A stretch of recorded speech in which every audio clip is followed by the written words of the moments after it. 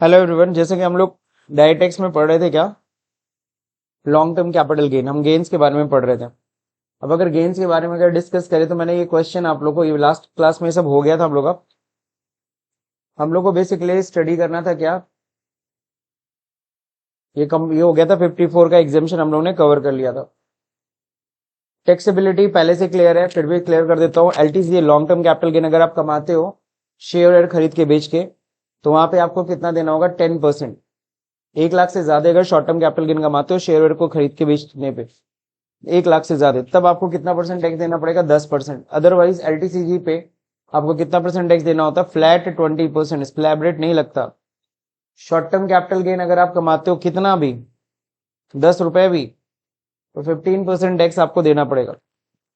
और बाकी अगर आपका short term capital gain share के अलावा कहीं और शॉर्ट टर्म कैपिटल गेन हुआ है, चाहे बिल्डिंग बेच के, चाहे लैंड बेच के, चाहे ज्वेलरी बेच के, तो वो इनकम क्या होती है आपकी, शॉर्ट टर्म, ध्यान रहे वो क्या होनी चाहिए, शॉर्ट टर्म। तो ऐसे में वो आपके इनकम में ऐड होगी, उस पर स्लैब रेट लगेगा। नॉर्मली स्लैब रेट नहीं लगता, देखो ये तीनों प्लेस पे स्लैब रेट नहीं है। सिर्फ किस प्लेस पे है, अगर शॉर्ट टर्म कैपिटल गेन होता है other than shareware, share and securities,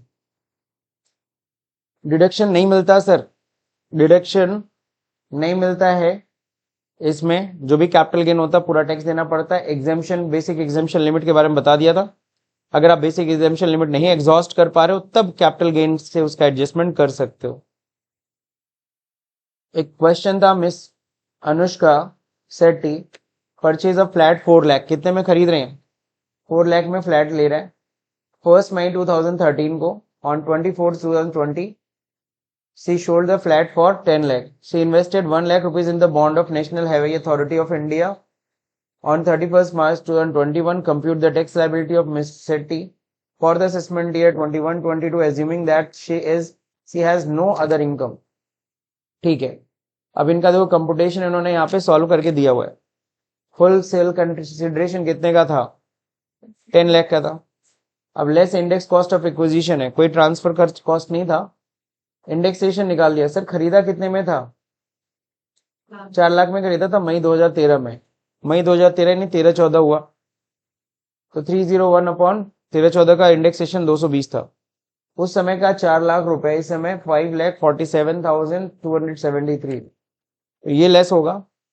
आपका लॉन्ग टर्म कैपिटल गेन कितना आया, एग्जाम्शन 54 में नहीं मिलेगा। लॉन्ग टर्म कैपिटल गेन हुआ कितना, 4,52,722। नेट इनकम राउंड ऑफ कर लेंगे, क्या कर लेंगे, नियरेस्ट 10 रुपीज, सही है। 27 का 30 हो गया, सही है ना। लास्ट डिजिट अगर 5 रुपए से अधिक होता है उसको 10 रुपए कर लेता है। ये तो क्लियर है सबको। नाउ टैक्स ऑन एलटीसीजी, अब इस पे आपको पता है सीधे फ्लैट 20% टैक्स देना पड़ेगा। टैक्स रिबेट कुछ नहीं, फाइनली आपको टैक्स इतना देना है। इस पे सेस भी जोड़ लीजिएगा, 94,167 आपको टैक्स देना है। सवाल उठता है सर एक चीज बताइए, national highway authority of India का उसने बॉन्ड तो खरीदा था, तो उसका एग्जाम्शन नहीं मिलेगा। ध्यान से देखिए, उसने बेचा कब है, 24 सितंबर, और उसने इन्वेस्टमेंट कब किया, मार्च 2021 में। जरा काउंट करिए कितना समय हुआ, सितंबर के बाद अक्टूबर, नवंबर, दिसंबर, जनवरी, फरवरी, मार्च, 24 मार्च तक अगर वो खरीदा होता ना, 24 मार्च के आसपास, तो उसको रिडक्शन मिल जाता। 6 महीने का समय होता है सर, 6 मंथ के अंदर आपको ये इन्वेस्टमेंट करना था। आप 6 मंथ क्रॉस कर गए तो सर आपको ये एग्जाम्शन नहीं क्लेम कर पाओगे, इसलिए एग्जाम्शन नहीं दिया 54 का। दूसरा नंबर, अब ये क्वेश्चन है कुछ आपके लिए, ये होमवर्क दिया था मैंने करने के लिए, मिस कल क्या है, हाँ जो भी हो। Purchase a piece of land, कितने का, 1 लाख का। कब खरीदा इन्होंने, 1996 में, 1996 में। फेयर मार्केट वैल्यू कितनी थी, 2 लाख। अब बताओ 1 लाख मानी जाएगी कि 2 लाख मानी जाएगी, 2 लाख मानी जाएगी, विच एवर इज हायर। इन 2005-6 उसने कुछ कंस्ट्रक्शन कर दिया उसके ऊपर, 4 लाख रुपए उस पर खर्च कर दिया, इंप्रूवमेंट माना जाएगा। प्रॉपर्टी को बेच कितने में रहे, 25 लाख में। Compute the taxable income of capital gain in hands of कलक्या। चलिए इसको एक्सेल पे करना है। एक्सेल पे एक बार अगर आपने फॉर्मेट बना लिया तो उसी फॉर्मेट को आप मल्टीपल टाइम्स यूज कर सकते हो। सो यहाँ पे computation of LTCG, long term capital gain हम लोग निकालने जा रहे हैं।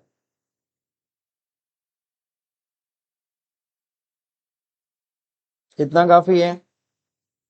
We need to use this thick outside border.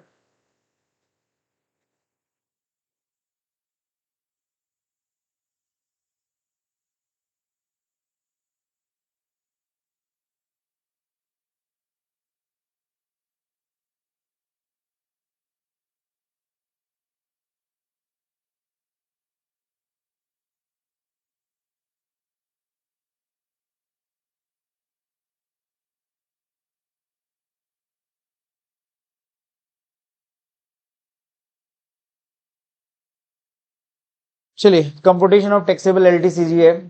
यहाँ पे सबसे पहले क्या हो जाएगा? से यहाँ पे सेल्स कंसिडरेशन।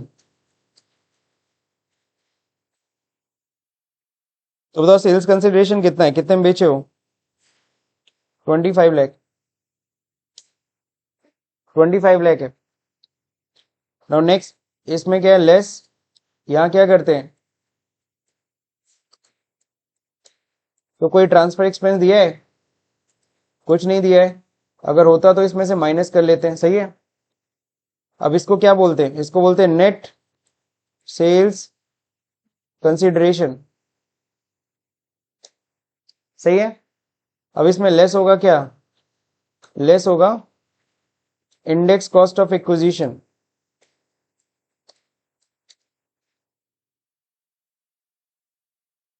कितने में खरीदे थे? तो चलिए देखते हैं यहाँ पे। सबसे पहले इंडेक्स कॉस्ट अगर आपको निकालना है तो आप देखो बेच कब रहे हो?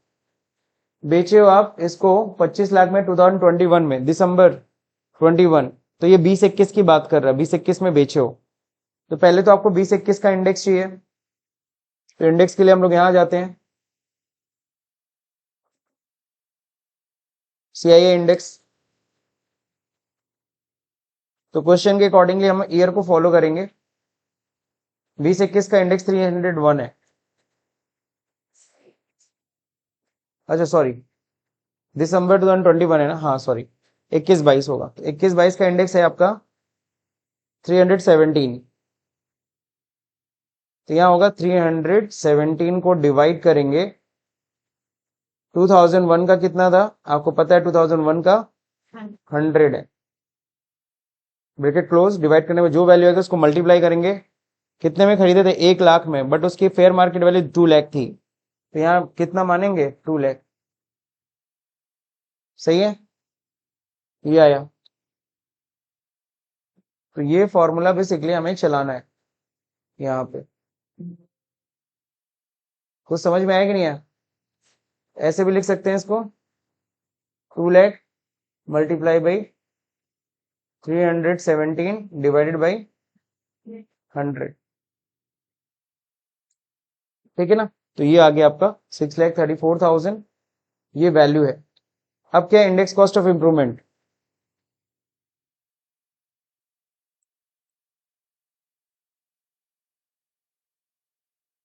इंडेक्स कॉस्ट ऑफ इंप्रूवमेंट क्या है?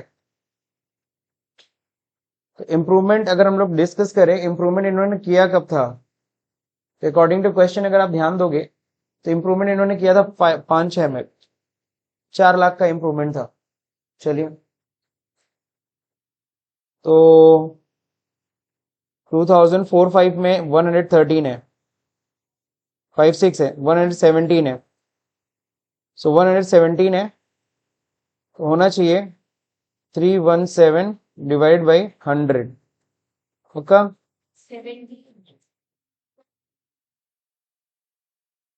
ठीक है, मल्टीप्लाई कितने से करोगे? ये रिजल्ट आएगा।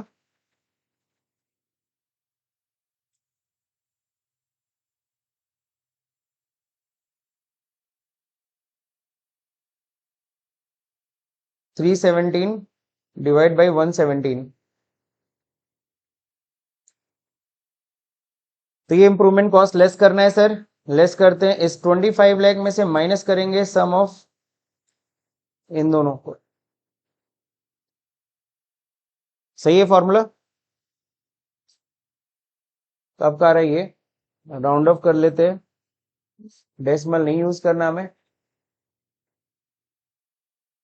अब क्या है यहाँ पे, ये इसको क्या बोलेंगे हम लोग, ग्रॉस, क्या बोलते हैं, gross LTCG, long term capital gain, LTGC नहीं, एलटीसीजी। अब चलते हैं यहाँ पे, लेस करेंगे, इसमें क्या एग्जेम्पशन, लेस क्या होता है, एग्जेम्पशन अंडर सेक्शन 54, बट कुछ ऐसा कुछ एग्जेम्पशन है क्या, नहीं, तो जीरो हो गया सर। फाइनली यही हो गया आपका क्या, टैक्सेबल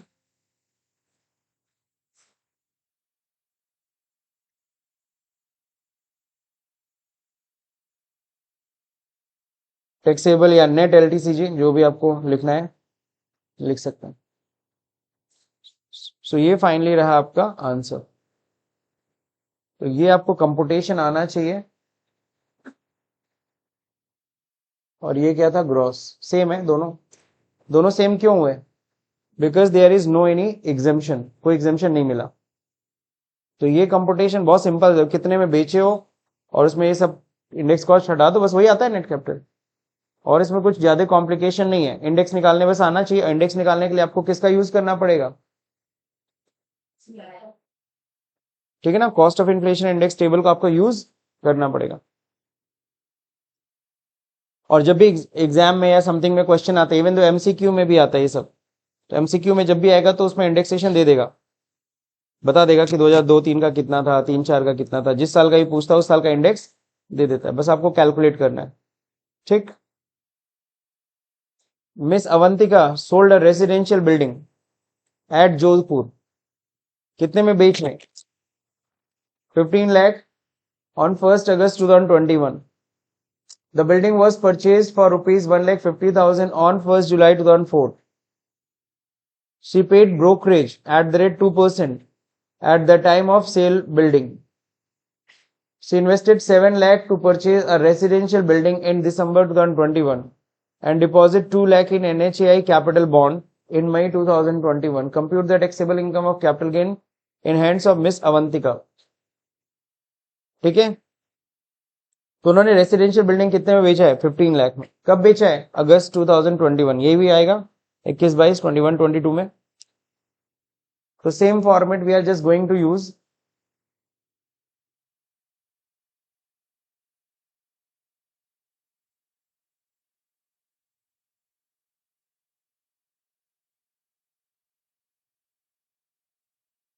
अब बस यहां पे सबसे पहले सेल्स कंसिडरेशन देखिए, कितने में बेचा आपने,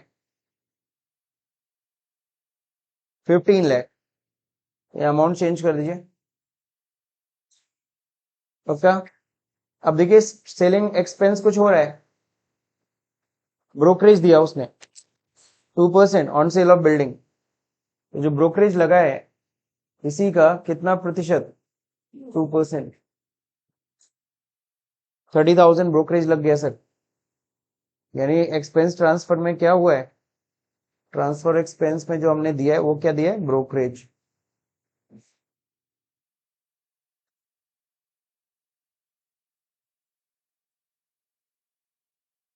तो ब्रोकरेज देना पड़ा है 2%, तो 15 लाख में बेचे हैं 15 लाख में, बट 30,000 हमने उसमें ब्रोकरेज दे दिया, सो हमारे हाथ में आया कितना, 14,70,000। ये नेट सेल कंसिडरेशन है। अब खरीदे कितने में थे, तो the building was purchase 1,50,000 on 1 जुलाई 2004। 1 जुलाई 2004 में हमने परचेज किया था, तो 2004-5 का इंडेक्सेशन देखना पड़ेगा। 4-5 का इंडेक्सेशन था 113, है ना। सो यहाँ पे हो जाएगा 113, और कितने में परचेज किया था, 1,50,000। तो चलिए इंडेक्सेशन निकालते हैं।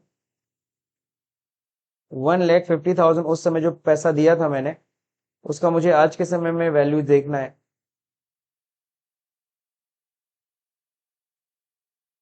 तो कितना आ रहा है, 42 लाख आ रहा है, सॉरी 4,20,000 आ रहा है। कितना आ रहा है, उस समय 1,50,000, आज के समय में 4,20,000 के बराबर है। अब देखते हैं इंप्रूवमेंट कुछ हुआ है क्या। कोई इंप्रूवमेंट नहीं है। Invested 7 lakh purchase a residential building in December, तो बेच करके उसने नया रेसिडेंशियल हाउस, कोई इंप्रूवमेंट नहीं है sir, there is no any improvement. आपको लॉन्ग टर्म कैपिटल गेन कितना हो रहा है, 10,49,204। अब इसमें एग्जामेशन चाहिए आपको। आपने क्या बेचा, बिल्डिंग ही बेचा है ना, रेसिडेंशियल बिल्डिंग बेचे हो, और तुमने एक रेसिडेंशियल बिल्डिंग खरीद भी लिया 7 लाख का। कब खरीदा है, दिसंबर 2021। बेचे कब थे, अगस्त में, अगस्त 2021 में बेचे थे। आपको पता है 2 साल का समय होता है, आपने तो अगस्त सितंबर अक्टूबर नवंबर दिसंबर चौथे महीने में खरीद लिया, तो बिल्कुल आपको डिडक्शन मिलेगा 7 लाख का। 2 लाख कहाँ पे, NHAI का बॉन्ड भी खरीद लियो मई में, मई में खरीदे हो ना, जरा काउंट करो, अगस्त के बाद सितंबर अक्टूबर नवंबर, आराम से। अगर मई के बाद, मई में खरीदा ना, सॉरी, कब खरीदा, मई में खरीदा ना, पहले खरीद लिया है, बेचने से पहले खरीदा है, सॉरी सर, बेचने के बाद खरीदना था, आपने पहले क्यों खरीद लिया, तो इसका एग्जामेशन आपको नहीं मिलने वाला 2 लाख का। हाँ, आपको क्या करना होगा, 7 लाख का ही सिर्फ डिडक्शन मिल पाएगा। NHAI का बॉन्ड जो खरीदना होता है वो बेचने के बाद खरीदना होता है 6 महीने के अंदर। बाकी बिल्डिंग आपने सही खरीदा है तो आपको 54 में डिडक्शन मिल जाएगा, यहाँ पे कितने का, 7 लाख का। आपकी LTCG कितनी आ रही है, अब इस पे अगर हम टैक्स देखें, टैक्स कितना देना पड़ेगा, तो आपको LTCG जो टैक्स है, टैक्स ऑन LTCG कितना देना होगा बताओ, इसके ऊपर 20% टैक्स, प्लस आपको पता है इसमें सेस भी लगेगा। सेस कितना लग जाएगा, 4%। ओवरऑल टैक्स कितना बना आपका,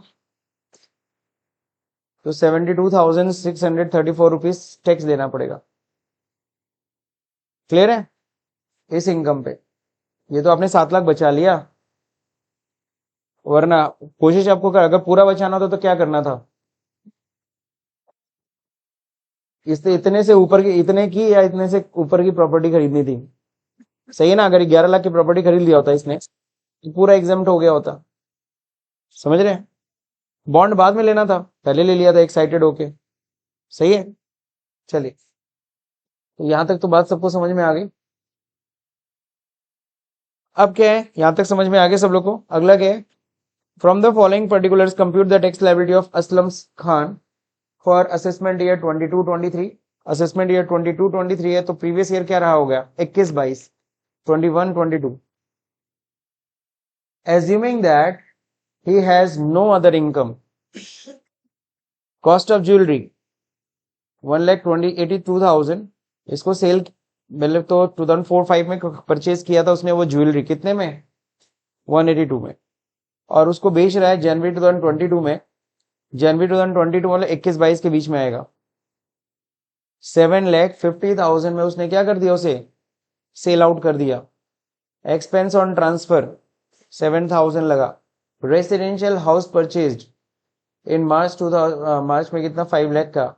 अदर डिटेल्स है, he has purchase a house for which he paid interest on loan during the year. He is running business turnover 70 lakh. Profit from such business is 3,50,000. यानी आपको business income भी दिया, उसका house property का भी दे रखा है, नहीं परचेज किया उस पर वो इंटरेस्ट देता है, तो जो इंटरेस्ट देता है उसको हाउस प्रॉपर्टी के इनकम में से माइनस कर सकते हैं, मतलब डिडक्शन मिलेगा उसको हाउस प्रॉपर्टी में। नाउ नेक्स्ट, बेसिक सैलरी की भी डिटेल है, सैलरी है, हाउस प्रॉपर्टी है, बिजनेस है, प्लस कैपिटल गेन भी है, सब इनकम है। लेकिन आपको पूरा फोकस किस पे करना है, कैपिटल गेन पे। किस पे,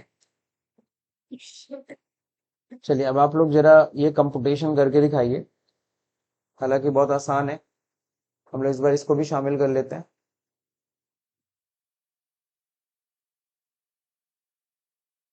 चलिए बताइए, सेल कितने में किया, सेल किया है कितने में ज्वेलरी, 7,50,000 पक्का? बेचते समय कुछ खर्चा हुआ है? कितना? 7,000। ब्रोकरेज नहीं था, सिंपल खर्चा आया कितना? 7,000। 743 हाथ में आया उनको। ज्वेलरी उन्होंने 750 में बेचा, लेकिन 7,000 रुपये खर्च भी हो गया, तो उनके हाथ में कितना आया? 743। अब यहाँ पे क्या है? इंडेक्स कॉस्ट ऑफ इक्विशन निकालना है। 4-5 का इंडेक्सेशन कितना था? वही है 113। तो सेम लगेगा, बस अमाउंट चेंज हो जाएगा। कितने में खरीदा था? 182 में खरीदा था, तो यहाँ पे हो जाएगा 182,000।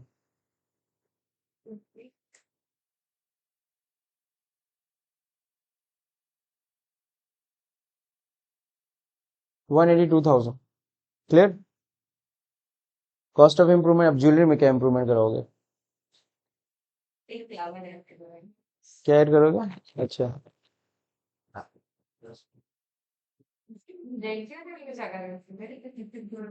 अब चलिए यहाँ पे नेक्स्ट क्या है, इसमें से लेस हो गया सर।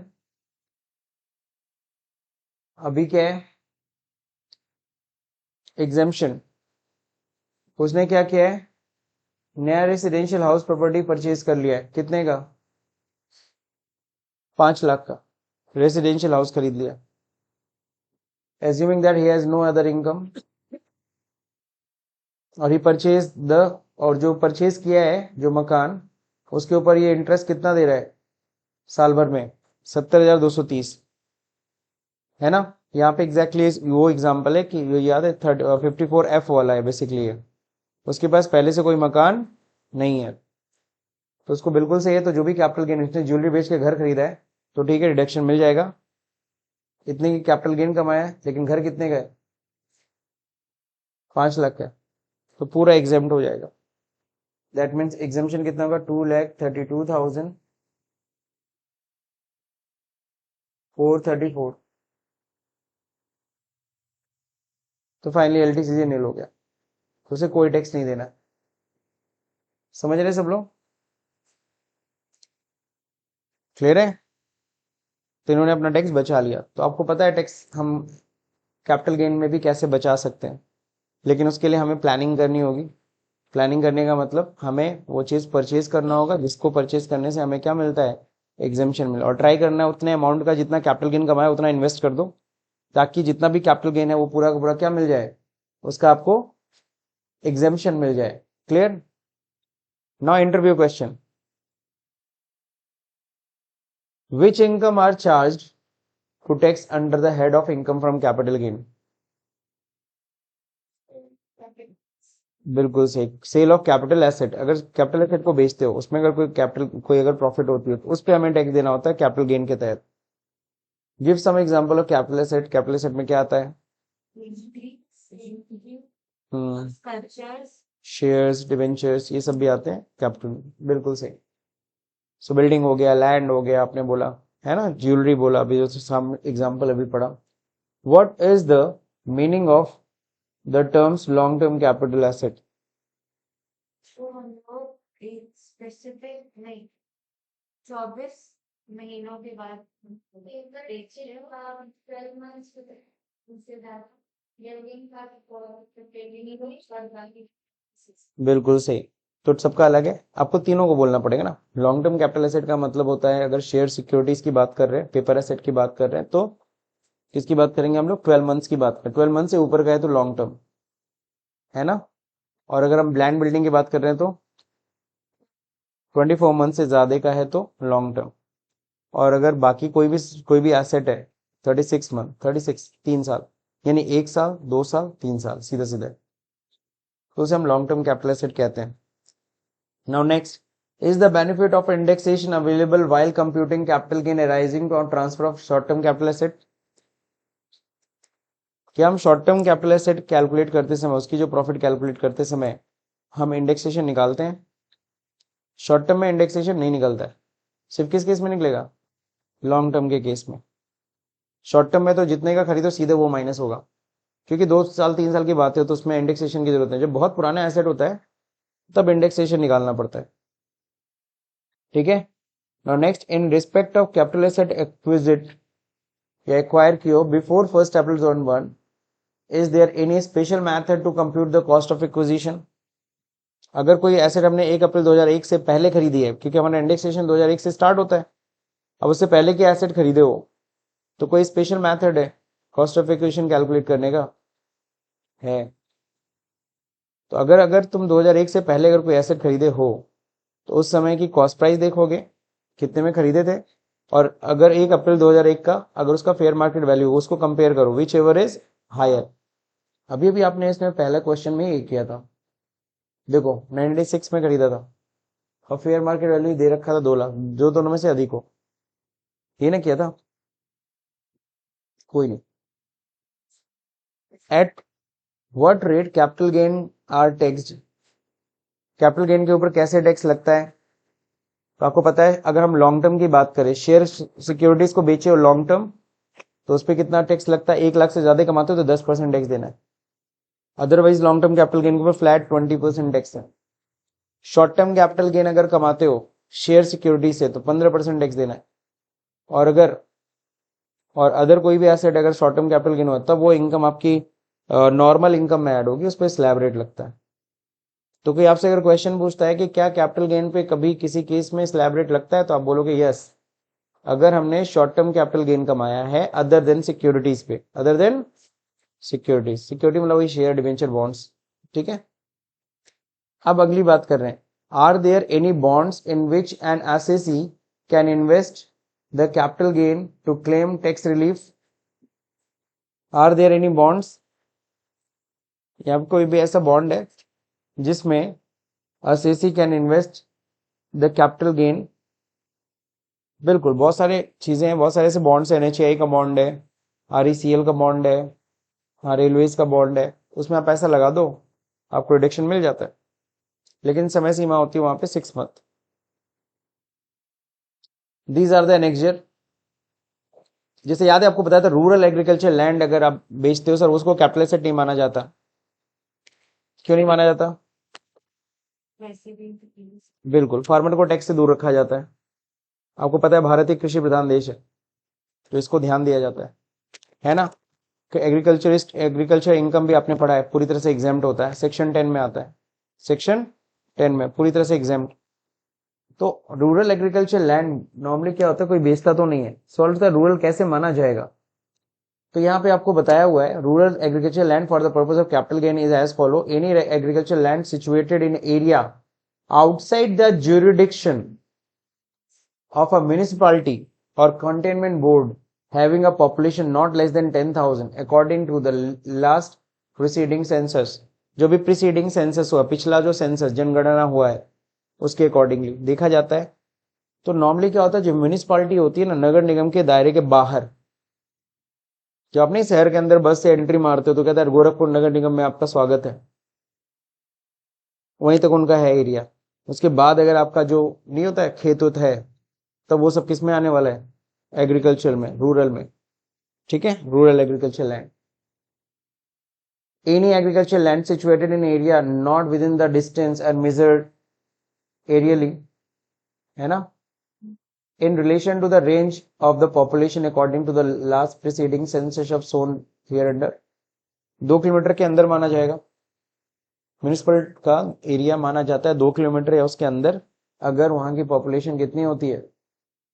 सही है ना? हाँ, 10,000 से 1 लाख के बीच में हो। अगर उस जगह की पॉपुलेशन 1 लाख से 10 लाख है तो उसका एरिया कितना माना जाता है? 6 किलोमीटर तक, 6 किलोमीटर।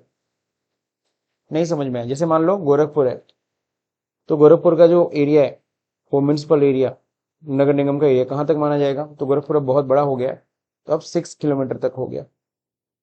सपोज बहुत पहले की बात है या देवरिया की बात करें, छोटे एरिया की बात करें, वहां पे 2 किलोमीटर, तो वहां पे सेंटर से 2 किलोमीटर के अंदर ही म्यूनिसिपल एरिया काम करता है, उसके बाद नहीं, क्योंकि वहां की पॉपुलेशन कम होगी, हालांकि देवरिया में भी ज्यादा है, सॉरी। तो कोई और एरिया ले सकते हो। 6 किलोमीटर अगर पॉपुलेशन इतने के बीच में, अगर पॉपुलेशन 10 किलोमीटर से ज्यादा है तब शहर का रेंज कितना चला जाता है? 8 किलोमीटर तक। अब 8 किलोमीटर के बाहर रहोगे तब तुम्हारा रूरल एग्रीकल्चर लैंड माना जाएगा। क्लियर? नगर निगम के का जो दायरा होता है तब आपका रूरल माना जाएगा ना, अदरवाइज तो आप क्या माने जाओगे? अर्बन। अब यहाँ से सहजनवा, सहजनवा क्या रूरल माना जाएगा कि एग्रीकल्चर मतलब अर्बन माना जाएगा? सर सहजनवा रूरल में आ जाता है।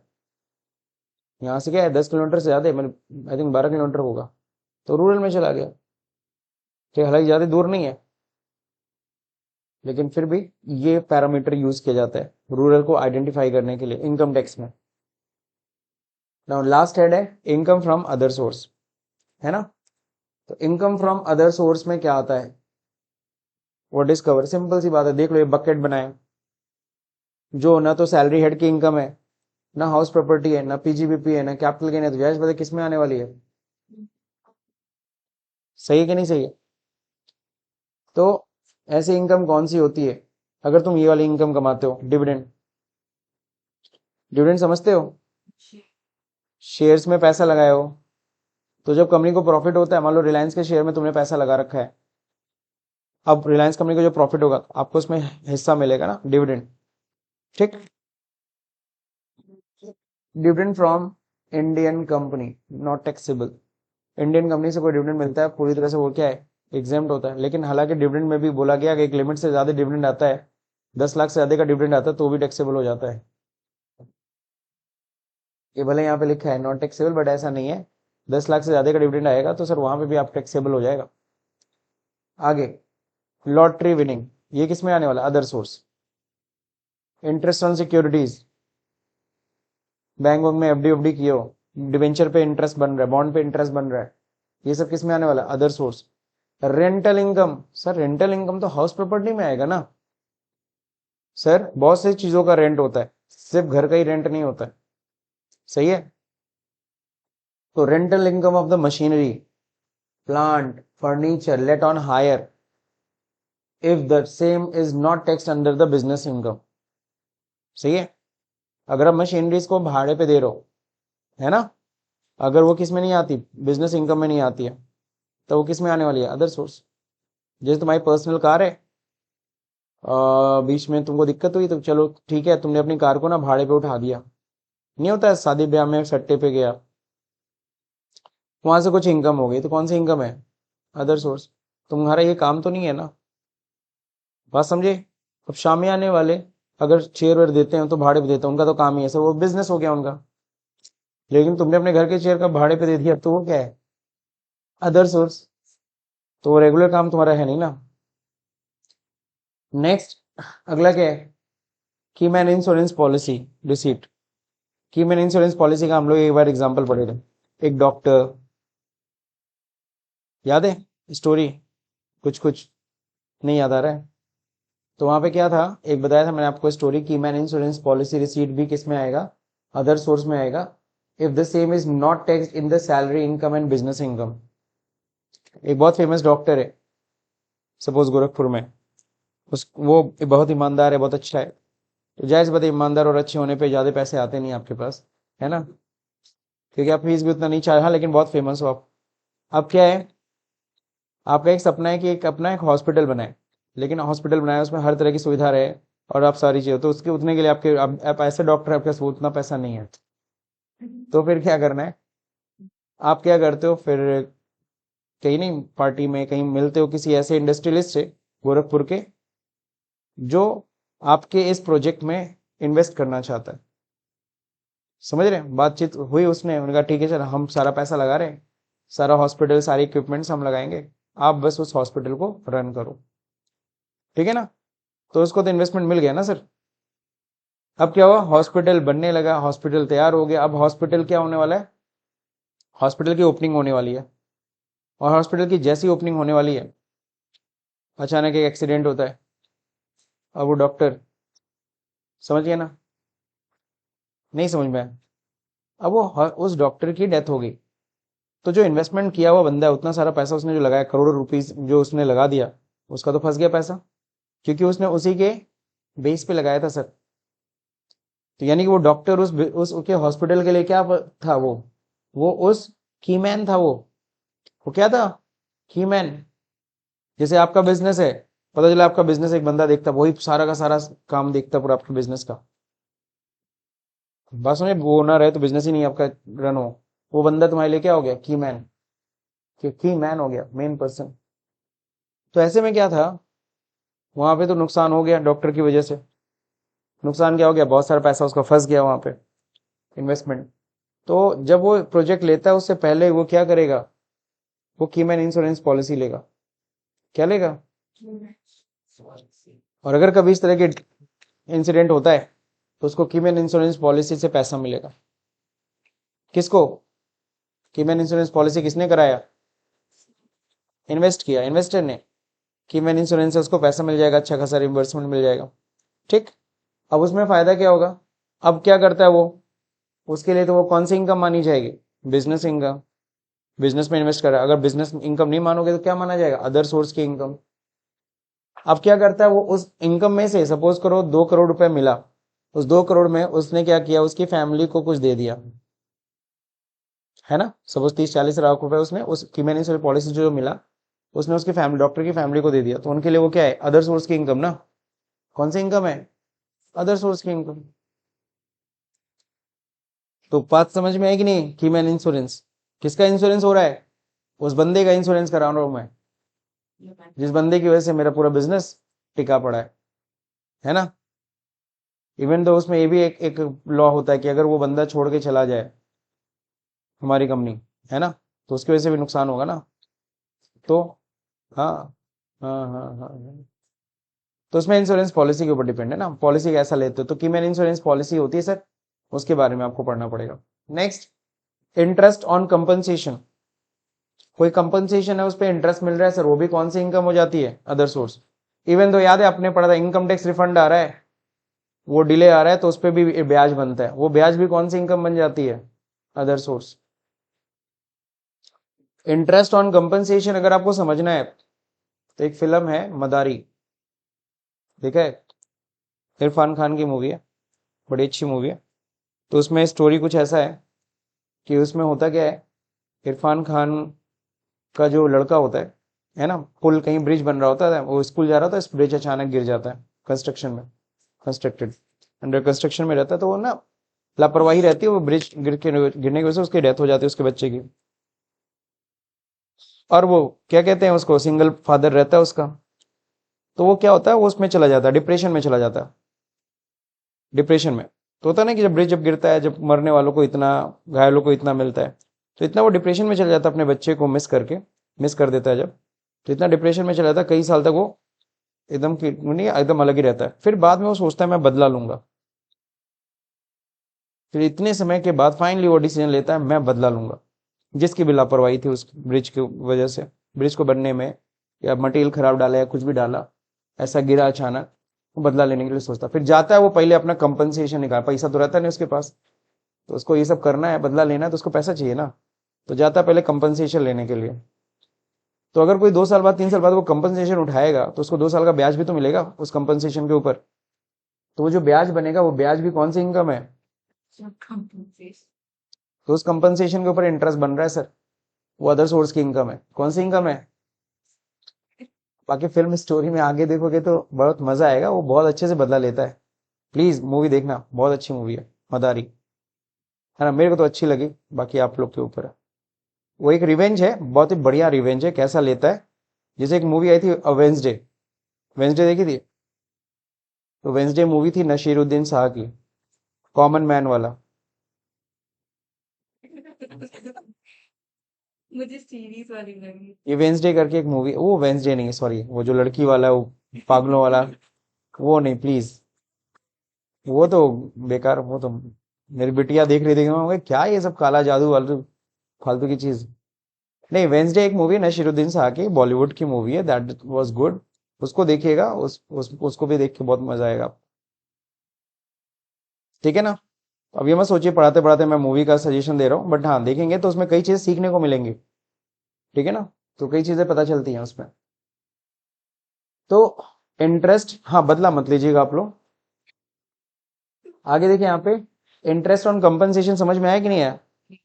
कि जब वो कंपनसेशन भी बाद में उठाओगे तो वो कंपनसेशन पे भी आपको क्या मिलता है, ब्याज मिलता है, तो वो अदर सोर्स की इनकम हो गई। Employ contribution towards staff welfare scheme, तो employ contribution toward the staff welfare scheme के तहत अगर एम्प्लॉयर एम्प्लॉय से कुछ उठा रहा है तो वो भी उसकी क्या मानी जाती है, अदर सोर्स की income. Advance money forfeited, advance money forfeited, इसका सबसे अच्छा एग्जांपल है आप लोगों ने कोविड में देखा, जैसे बहुत सारी शादी ब्याह है ना उस टाइम पे होने वाले थे, तो सबने एडवांस बुकिंग कर रखी थी, मैरिज हॉल ने भी एडवांस उठा रखा था, बैंड बाजे वाले ने भी एडवांस उठा रखा था, सबने। अब जब कोविड आया सारी चीजें कैंसिल होने लगी, तो मैरिज हॉल वाले ने क्या किया होगा, एडवांस वापस किया, बहुत से कई लोगों ने, कई अच्छे थे तो उन्होंने वापस किया, कई ने नहीं वापस किया, और कई ने कुछ काट के 50% रिफंड किया। तो जो भी है, जितना अगर सपोज हमने क्या किया, आपको पैसा नहीं दिया, एडवांस उठाए थे ना, आपका काम भी नहीं किए और आपका पैसा भी रख लिए, that is called advance money forfeited. Forfeit मतलब जब्त करना, समझ रहे हैं? तो वो क्या है सर, अदर सोर्स की इनकम, क्योंकि आपने सर्विस तो दी नहीं और एडवांस उठा लिया। या फिर आप ही आए मेरे पास एडवांस दे के गए, सर इस तारीख को ये काम कर दीजिएगा मेरा, उसके बाद कभी आए ही नहीं। या फिर मेरी कार की कंपनी है, तुम आए 40,000 रुपये दे के कार बुकिंग कराए, सर रेड कलर की कार चाहिए और इस तरह के 40,000 ले लीजिए एडवांस। हमने ठीक है सर, कब डिलीवरी चाहिए, आपने कहा 20 तारीख को चाहिए, हम कहा ठीक है। 20 तारीख को आए नहीं, उसके बाद कभी नहीं आया, तो 40,000 रुपये मेरे जेब में ना आया, आया ना मेरे जेब में, फॉरफिटेड। नहीं समझे? अरे होता है सर। अब किसी ने कार खरीदने सोची और उसी 10 दिन में उसका फाइनेंशियल क्राइसिस हो गया, और उसके पास इतना पैसा ही नहीं है कि वो कार खरीदे, बाकी का भी तो 8 लाख रुपए देना है, सिर्फ 40,000 में कार नहीं ना आएगी, तो 40,000 रुपये अब तो गया तुम्हारा जब्त। Getting my point? तो वो कौन सी इनकम है सर, एडवांस मनी फॉरफिटेड। जैसे एक और एग्जांपल, मेरा तो इंस्टीट्यूट है, इशिताई कि सर हमें एमसीएफए कोर्स करना है, मगर ठीक है सर, वन टाइम फीस देंगे सर, कुछ डिस्काउंट, हमें चलो वन टाइम फीस में कुछ डिस्काउंट हो जाएगा, तो वन टाइम फीस में इनका डिस्काउंट भी कर दिया, इन्होंने एडमिशन भी ले दिया, पेमेंट भी कर दिया, है ना, 4 दिन क्लास किया, उसके बाद गायब। ठीक है ना, जैसे कहते हैं गधे के सिर से सींग गायब, वैसे ही गायब, है ना, कभी नहीं आई। हाँ छोड़ दो, वो एक कहावत है। तो इन द सेंस क्या, ऐसा गायब कि मतलब फिर कभी खोया ही नहीं, तो वो जो अमाउंट जो है इंस्टीट्यूट के पास, वो क्या है फिर, फॉरफिटेड ही तो हुआ। तो फिर वो क्या हो गया सर, अदर सोर्स की इनकम। कौन सी इनकम, अदर सोर्स की income. Clear? Now next, value of property received without consideration. चुप, यहाँ देखो एग्जाम्पल दे रहा था भाई, वैसे एक चीज बताए, सच में ऐसे बहुत से एग्जाम्पल्स हुए हैं, है ना। आगे देखते हैं, value of property received without consideration. मैंने नहीं किया और न्यूरा नहीं किया होगा, बिजनेस और बिजनेसमैन। अब चलिए देखिए यहाँ पे, value of property received without consideration. Sir without consideration अगर कोई प्रॉपर्टी मिल रही सर, तो वो भी आपके लिए एक तरह से गिफ्ट होता है, और उस केस में वो क्या है, आपकी इनकम फ्रॉम अदर सोर्स। आपने एक पैसा नहीं दिया और आपको प्रॉपर्टी मिल गया, वसीयत छोड़ दीजिएगा, वसीयत में जो मिलती है वो बिल्कुल अदर सोर्स में, मतलब वो आपकी अदर सोर्स की इनकम नहीं है, क्योंकि वो तो प्रॉपर वो ऐसे, हाँ उनको मिलेगी मिलेगी, तो अदर सोर्स की इनकम में नहीं आती। लेकिन कोई जैसे मैं सपोज करो ना, मैं सरकारी ऑफिसर हूँ, है ना, अब आप कह रहे हो सर वो जो जमीन का नक्शा पास कर दीजिए, है ना, हमें जीडीए में काम कर रहा हूँ, आपको नक्शा पास कराना है। हम क्या, नक्शा तो वहाँ नहीं पास होगा सर, वो गलत जगह पे आपने प्रॉपर्टी बना रखी है। कह रहे अरे सर कुछ ले हो के दीजिए। अच्छा आपने फिर कहा अच्छा सर मेरे वहाँ पे एक 2,000 स्क्वायर फीट जमीन है, वो सर आपके नाम कर देते हैं, हमारा नक्शा पास कर दीजिए। तो इन्होंने मुझे दे दिया वो प्रॉपर्टी, एक पैसा इन्होंने नहीं लिया हमसे, वो तो मेरे नाम पे प्रॉपर्टी हो गई और मैंने इनका नक्शा पास कर दिया। तो वो जो प्रॉपर्टी, इनलीगल काम बता रहा हूँ ये, तो इस तरीके से ये इनलीगल मुझे प्रॉपर्टी मिल रहा है, तो वो कोई इशू नहीं होता है, प्रैक्टिकली होता है। तो ये एक तरीके से क्या हुआ है, रिश्वत हुई ना एक तरह की। तो ये कौन सी इनकम है, गवर्नमेंट को तो भैया ठीक है, रिश्वत जो खाए उसका जो केस चलेगा तुम्हारे ऊपर वो अलग, फिलहाल नौकरी जाएगी वो अलग, फिलहाल इनकम मानो, आप पहले टैक्स दो, क्या दो, है। इनकम टैक्स को तो टैक्स से मतलब है, चाहे वो लीगल इनकम हो चाहे वो इनलीगल इनकम, आपने पढ़ा था, लीगल इनकम हो चाहे वो इनलीगल इनकम हो, उनको टैक्स चाहिए सर। सर हर तरीके की ब्राइब वैल्यू बेस्ड आती है। Property, value of property receive without consideration, clear है। दूसरा मैं एग्जांपल दे रहा हूँ, दूसरा एग्जांपल ऐसा भी होता है कई बार कि कोई आपका ना सपोज बर्थडे है या फिर सपोज करो मैरिज है। अच्छा, मैरिज के बारे में बता दे रहा हूँ, किसी भी व्यक्ति का की लाइफ में जब एक मैरिज होता है, ठीक है ना, तो उस मैरिज पे उसको जितने भी गिफ्ट्स मिलते हैं पूरी तरह से एग्जेम्प्ट है, पूरी तरह से क्या है, एग्जेम्प्ट है, चाहे वो कितने का भी क्यों ना हो। तो लाइफ में सिर्फ एक बार, लेकिन not multiple times. Getting my point, point समझ में आया। तो इनकम टैक्स ने ये छूट दिया है कि आप लाइफ में एक बार जो भी मतलब कि चाहे वो दहेज, आप लोग समझ रहे होगे दहेज वहेज, अब लड़के ने कह दिया वो फलाना जगह पे आपकी जमीन बड़ी अच्छी लग रही है, अच्छा ठीक है आपके नाम कर देते हैं, तो आपके नाम अगर कर दिया भाई, लड़की के पिता ने दे दिया आपको वो जमीन भी फ्री ऑफ कॉस्ट, तो गिफ्ट ही तो हुआ, विदाउट कंसिडरेशन है, और प्रॉपर्टी की वैल्यू अच्छी खासी है, एक तरह के दहेज ही हुआ, लेकिन शादी के उसमें मिला है ना, ऑन अ मैरिज गिफ्ट है वो, तो मैरिज गिफ्ट अगर कर रहा है तो पूरी तरह से एग्जाम्प्ट है सर, क्लियर। लेकिन अदरवाइज मिल रहा है तब वो टैक्सेबल है अदर सोर्स की इनकम में, क्लियर हो गया, समझ में आया। हाँ कोई नहीं, डिस्कस करो क्या कह रही हो। नहीं, इस पे कोई स्ट्राइक नहीं, ये कोई ऐसी बात ही नहीं कि हम स्ट्राइक कर रहे, वी आर जस्ट लर्निंग, और इसमें हम लोग इस तरह के एग्जांपल्स यूज कर सकते हैं, इसमें कोई मतलब ही नहीं है, इससे थोड़ी ना स्ट्राइक आता है। आप चलिए देखिए यहाँ पे, other income taxable under the heads. देखो मैं इन सब एग्जांपल्स को क्यों यूज करता हूँ, ताकि ये तुम्हारे दिमाग में हिट कर जाए, दिमाग में बैठा रह जाएगा, ठीक है ना, ये सब चीजें, और कुछ नहीं। इंटरेस्टिंग चीजें तो दिमाग में बैठती हैं, है ना, और खुरापाती तो दिमाग में बैठता है, अच्छी चीज लीगल चीजें पढ़ाऊंगा तो बोर हो जाओगे, सोने लगोगे। Now next, other income taxable under the heads of income from other source. और कौन सा, directors fees. Director is not an employ of a company, कोई भी कंपनी का डायरेक्टर उसकी कंपनी का एम्प्लॉय नहीं होता, 10 से 5 की ड्यूटी नहीं बजाता वो, जब मन करता है तब आता है। बात समझे कि नहीं समझे, बिल्कुल।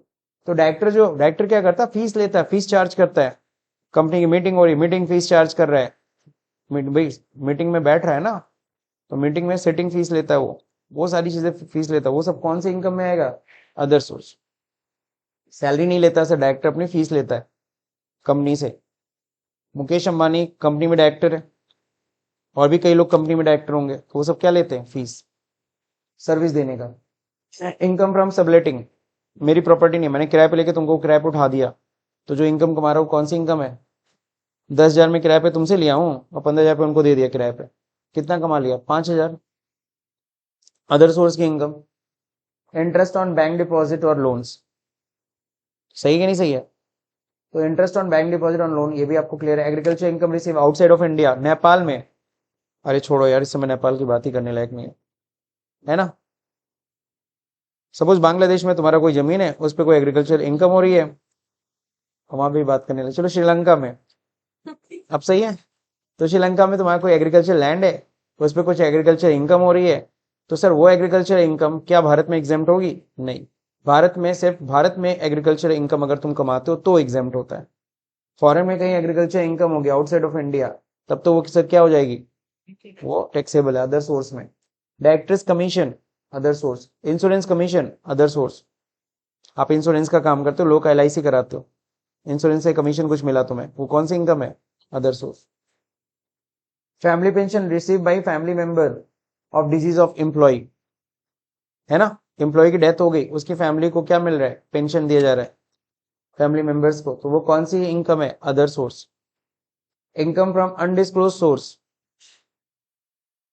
इनकम फ्रॉम, तुम्हारे घर में कुछ इनकम पाएगी, मैंने कहा बक्सा खोलिए, आपने बक्सा खोला, पैसा खूब सारा मिला, हम कहा पैसा कहाँ से आया, कहते सब मन नहीं पता, मुझे नहीं पता कहाँ से पैसा, हम लोग आप ही का है ना, नहीं नहीं मेरा नहीं पैसा है, तो सर आप बता नहीं पा रहे हो आपने जो भी इनकम है वो कहाँ से कमाई, तो वो कौन सी इनकम मानी जाएगी, हम तो अदर सोर्स मान लेंगे।